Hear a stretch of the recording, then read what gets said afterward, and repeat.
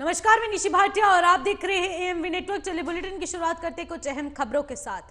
जम्मू कश्मीर में देश की आजादी के बाद पहली बार नवरात्रि का पूजा किया गया और इसको लेकर कश्मीरियों की स्थिति जम्मू कश्मीर में क्या थी वो मंजर बताने की जरूरत नहीं, लेकिन उस मंजर के एक बाद पहली बार एलओसी पर स्थिति ऐतिहासिक स्थल पर मंत्रोच्चारण के साथ ध्वनि सुनाई दी है। मंदिरों में भगवान वस्त्र पहनकर माता रानी को संपूर्ण तरह से सजाया गया और पूजा की जा रही है। देखिए खास रिपोर्ट।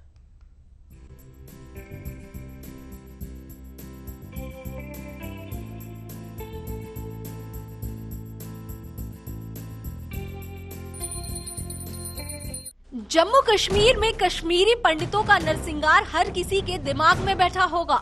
आतंकवाद जम्मू कश्मीर में इस चरम पर था कि पूजा पाठ करना तो दूर की बात, तिरंगे का सम्मान तक वहां पर लोग नहीं कर पाते थे।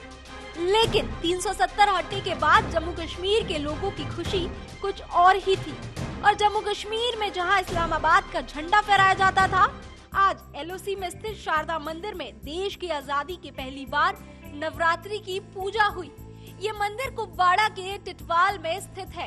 वीडियो में देखा जा सकता है कि एक पंडित जी मंदिर में स्थित देवी की प्रतिमा के सामने पूजा कर रहे हैं। पुजारी जहां भगवा वस्त्र में दिख रहे हैं, वहीं माता की प्रतिमा को भी सजाया गया है। इस दौरान मंत्रोच्चार के साथ साथ घंटी की ध्वनि भी सुनाई दे रही है। तो वहीं केंद्रीय गृह मंत्री अमित शाह ने भी इस ऐतिहासिक घटना पर खुशी जताई है। अमित शाह ने अपने सोशल मीडिया हैंडल से अंग्रेजी अखबार की कटिंग लगाई, जिसमें बताया गया है कि सीमा क्षेत्र एलओसी में स्थित मंदिर में भारत की स्वतंत्रता के बाद पहली बार दुर्गा पूजा हुई। साथ ही इसमें पूजा के दौरान पंडितों की तस्वीर भी दी गई है। उत्तरी कश्मीर स्थित इस मंदिर के नव निर्माण का कार्य कुछ ही दिनों पहले संपन्न हुआ है। 75 वर्षों से यहाँ इस्लामी आतंकवाद और मुस्लिम तुष्टीकरण की सरकारी नीतियों के कारण नवरात्रि की पूजा नहीं हुई। केंद्रीय गृह मंत्री ने यह भी कहा कि ये न सिर्फ घाटी में शांति की वापसी को दर्शाता है, बल्कि प्रधानमंत्री नरेंद्र मोदी के नेतृत्व में हमारे देश की आध्यात्मिक और सांस्कृतिक ज्वाला के पुनः जागृत होने का प्रतीक भी है। उक्त मंदिर में पंचलोहा की प्रतिमा स्थापित की हुई है। कर्नाटक के श्रृंगेरी से इस मंदिर में प्रतिमा लाए जाने के लिए रथ यात्रा भी हुई थी। बता दें कि मां शारदा का मुख्य पीठ पाकिस्तान के अवैध कब्जे वाली कश्मीर में स्थित है। ये प्राचीन भारत में विद्या अर्जन के एक महत्वपूर्ण केंद्र के रूप में जाना जाता था, लेकिन अब ये जीर्ण हो चुका है। बता दें कि इस बार नवरात्र रविवार 15 अक्टूबर 2023 को कलश स्थापना के साथ शुरू हुआ है। शारदा मंदिर में हुई इस पूजा में हम्पी के गोविंदानंद सरस्वती मुख्य अतिथि के रूप में मौजूद रहे।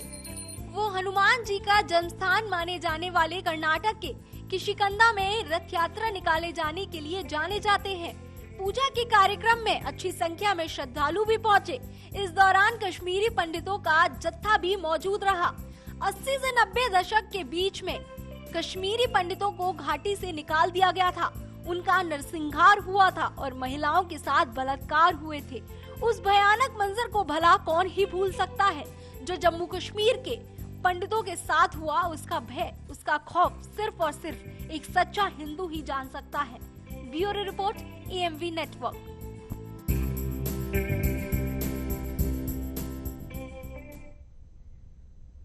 उत्तर प्रदेश के मुख्यमंत्री योगी आदित्यनाथ बुलंदशहर से जनता को संबोधित कर रहे हैं। चलिए सुनते हैं कि क्या कुछ कह रहे हैं। और भारी संख्या में बुलंदशहर के सभी उपस्थित बहनें, आज एक और जहां देश के यशस्वी प्रधानमंत्री आदरणीय श्री नरेंद्र मोदी जी के प्रति आभार व्यक्त करने के लिए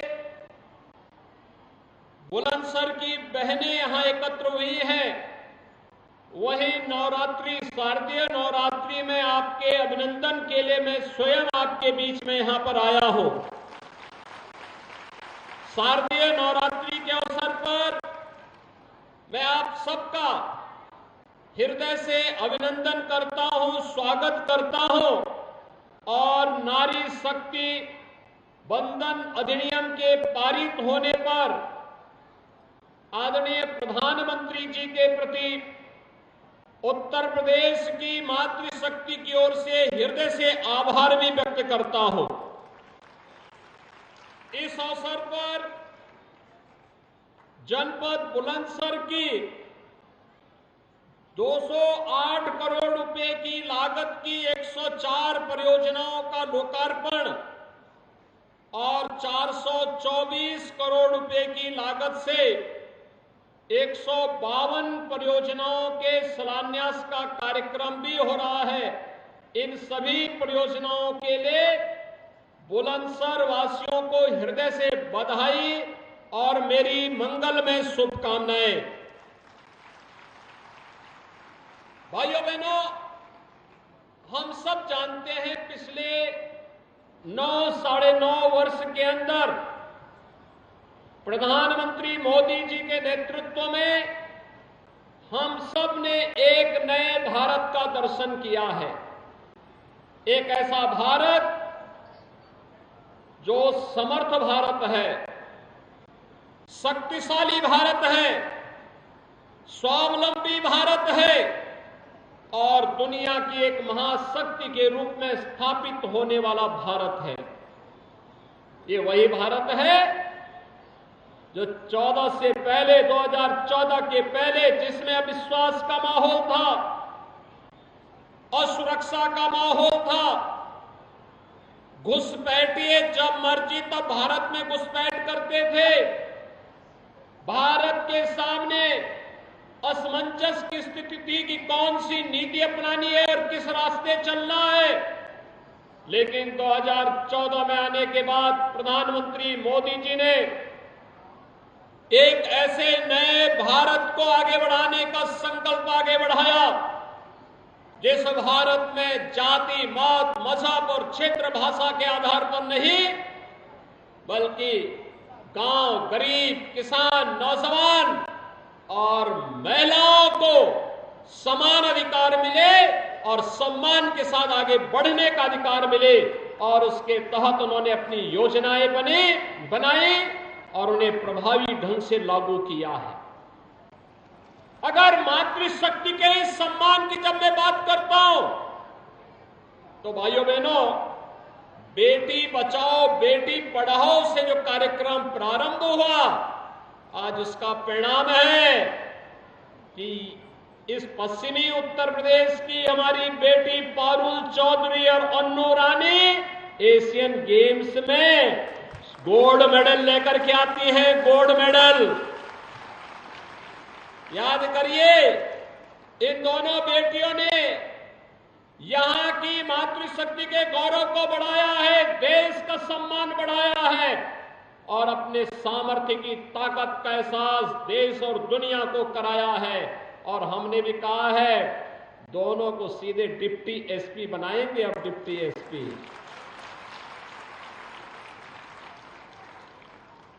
सरकार की घोषणा है, बहुत जल्दी समारोह आयोजित करके गोल्ड मेडल जीतने वालों को 3 करोड़, सिल्वर मेडल जीतने वाले को 1.5 करोड़ और कांस्य पदक जीतने वाले उत्तर प्रदेश के खिलाड़ियों को 75 लाख रुपए की सहायता का सम्मान समारोह भी हम लखनऊ में करने जा रहे हैं और साथ साथ सरकारी नौकरी भी। भाइयों बहनों, आप मुझे बताइए, अगर प्रधानमंत्री जी इन बेटियों को बचाने की मुहिम और उनको पढ़ाने की मुहिम फिर खेलो इंडिया खेलो के कार्यक्रम को आगे नहीं बढ़ाते, फिर फिट इंडिया कार्यक्रम के मूवमेंट को आगे नहीं बढ़ाते, क्या इन बेटियों को इतना सम्मान मिल पाता? क्या वे आगे बढ़ पाती? और केवल यहीं पे नहीं, याद करिए, पहले माताएं घर में चूल्हा फूंकते फूंकते आंखों को खो देती थी। 45 साल 50 साल की उम्र होते होते ऐसे लगता था जैसे बुढ़ापा आ गया है। लेकिन अब हर परिवार को प्रधानमंत्री मोदी जी ने उज्ज्वला योजना की सौगात दे दी है और उज्ज्वला योजना में भी अभी 300 रुपए प्रति सिलेंडर की कमी की है। और हमने भी तय किया है दीपावली का उपहार हर उज्ज्वला योजना कनेक्शन धारी को फ्री में रसोई गैस का सिलेंडर उपलब्ध करवाएंगे।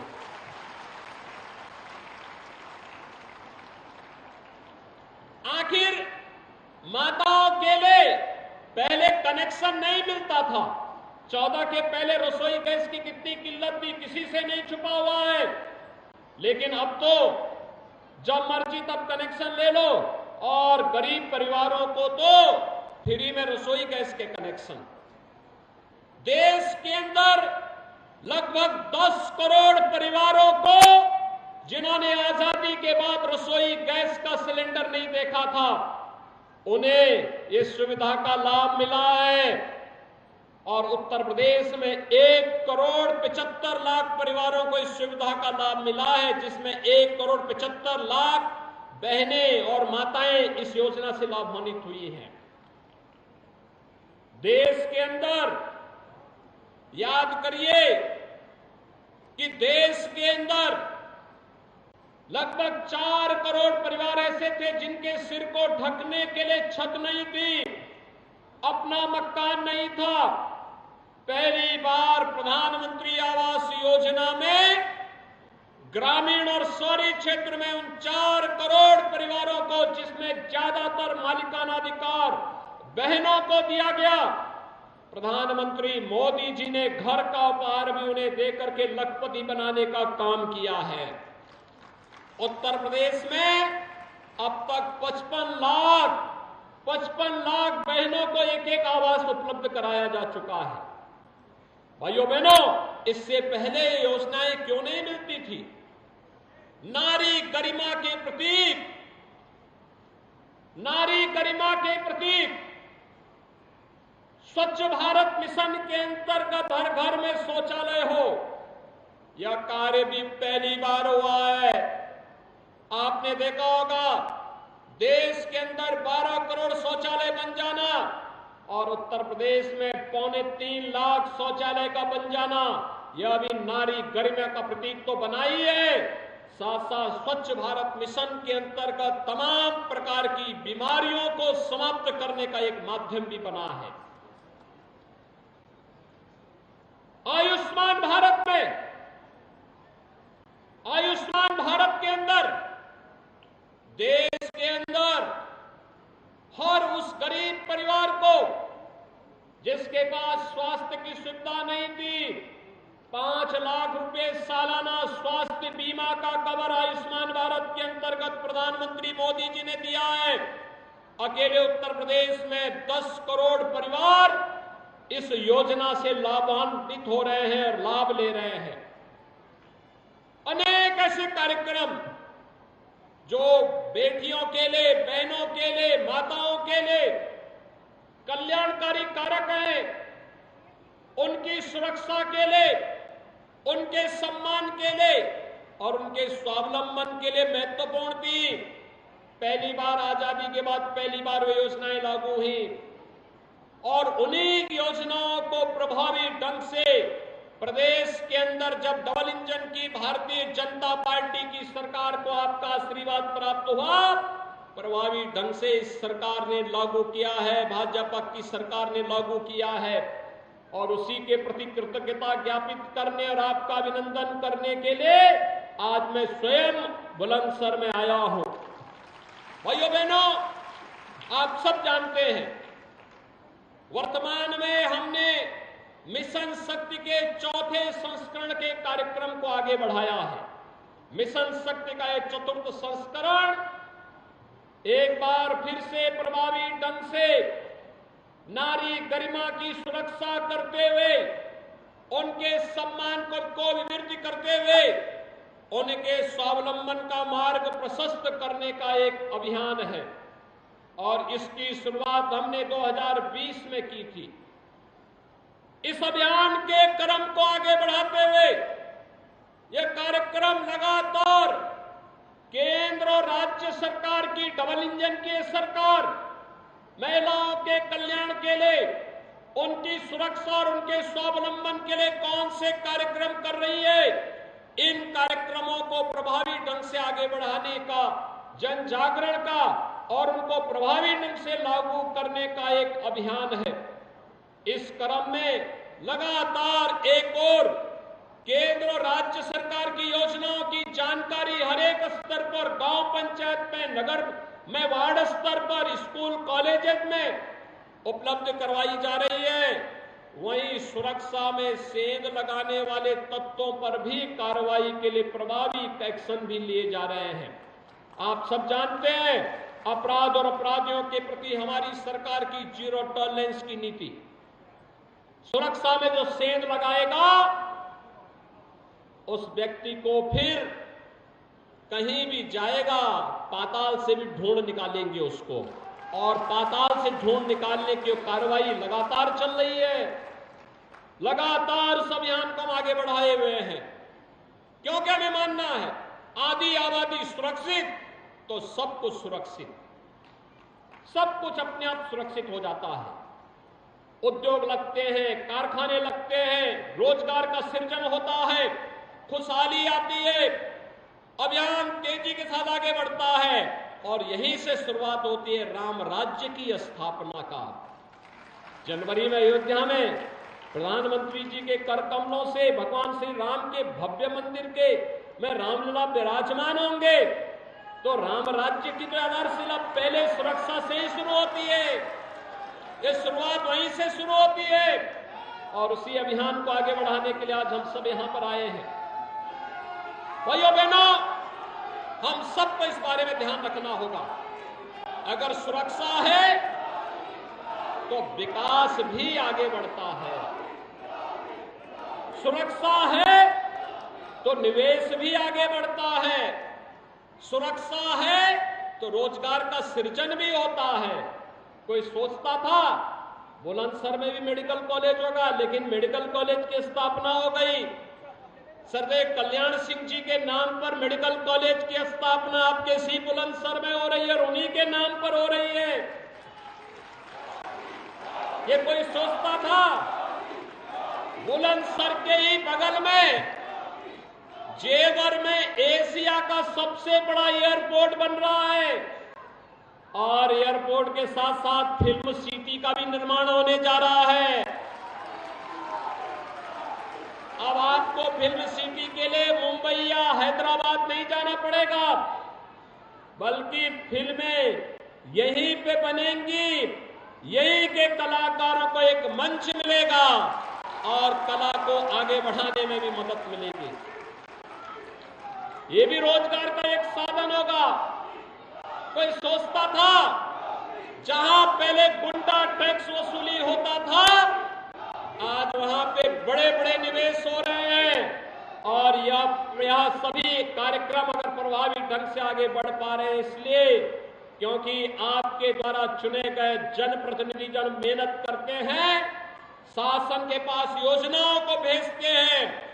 डबल इंजन की सरकार सामूहिक रूप से प्रयास करती है, तब योजना सामने आती है और उसका लाभ हर एक स्तर पर मिलता हुआ दिखाई देता है। और उन्हीं योजनाओं को आगे बढ़ाने के लिए आज हम सब आपके पास आए हैं। ये योजनाएं जो आज यहां लागू हो रही है, चिकित्सा और स्वास्थ्य की है, शिक्षा की है, आवास की है, सड़क से जुड़ी हुई है, किसानों से जुड़ी हुई है, महिलाओं से जुड़ी हुई है, युवाओं से जुड़ी हुई है, और जीवन के प्रत्येक क्षेत्र में जिससे लाभ होना है, ऐसे 700 करोड़ रुपए की परियोजनाएं आज एक साथ आपको प्राप्त हो रही हैं। तो अभी आप सुन रहे थे सीएम योगी आदित्यनाथ को जो जनता को संबोधित कर रहे थे। नारी वंदन शक्ति महिला सम्मेलन में उन्होंने तमाम मुद्दों पर चर्चा की है। उन्होंने साथ ही कहा उज्ज्वला योजना के तहत अब महिलाओं को मुफ्त सिलेंडर बांटा जाएगा, मुफ्त कनेक्शन मुहैया कराए जाएंगे, और ऐसी तमाम सुविधाओं के बारे में उन्होंने जनता को संबोधित करते हुए उनको आश्वासन भी दिया है, साथ ही साथ जागरूक करने की भी पूरी कोशिश की है। चलिए अब अगली खबर का रुख करते हैं, जहां पर प्रधानमंत्री नरेंद्र मोदी ने आज global maritime maritime India summit 2023 के तीसरे संस्करण का उद्घाटन किया। इस दौरान पीएम मोदी ने भारतीय समुद्री अर्थव्यवस्था के दीर्घकालिक रूपरेखा अमृतकाल विजन 2047 पेश किया है। इसी के साथ ही प्रधानमंत्री नरेंद्र मोदी ने 23,000 करोड़ रुपए से अधिक की परियोजनाओं का उद्घाटन और शिलान्यास भी किया है। ये ब्लूप्रिंट बंदरगाह सुविधाओं को बढ़ावा देने के लिए और टिकाऊ प्रथाओं को बढ़ावा देने के लिए अंतर्राष्ट्रीय सहयोग की सुविधाजनक बनाने के दृश्य से राजनीतिक पहल का एक उल्लेख करते हुए दिखाया गया है। बता दें कि यह शिखर सम्मेलन 19 अक्टूबर तक मुंबई के MMRDA मैदान में आयोजित किया जाएगा और इसको लेकर यह तमाम जानकारी प्रधानमंत्री नरेंद्र मोदी द्वारा वर्चुअल माध्यम से की गई है। तो चलिए अब अगली खबर का रुख करते हैं, जहां पर समलैंगिक विवाह को कानूनी दर्जा देने की मांग वाली याचिका पर सुप्रीम कोर्ट आज अपना फैसला सुना रहा है। 11 मई को कोर्ट ने 10 दिन की सुनवाई के बाद इस मामले पर अपना फैसला सुरक्षित रखा है। मामले को सुनाते समय सामाजिक बता दें कि संगठनों और LGBTQ मामले पर अपनी विशेषज्ञता रखने वालों पर याचिका पर केंद्र सरकार समेत देश की सभी राज्य सरकारों को एक पक्ष बनाया गया था। उच्चतम न्यायालय समलैंगिक विवाह को कानूनी मान्यता देने का अनुरोध करने वाली याचिकाओं पर आज अपना फैसला सुनाएगा। प्रधान न्यायाधीश DY चंद्रचूड़ की अध्यक्षता वाली 5 न्यायाधीशों की संवैधानिक पीठ ने 10 दिनों की सुनवाई के बाद 11 मई को याचिकाओं पर अपना फैसला सुरक्षित रख लिया था। पीठ के अन्य सदस्यों में न्यायमूर्ति संजय किशन कौल, न्यायमूर्ति S रविंद्र भट्ट, न्यायमूर्ति हिमा कोहली और न्यायमूर्ति PS नरसिम्हा शामिल है।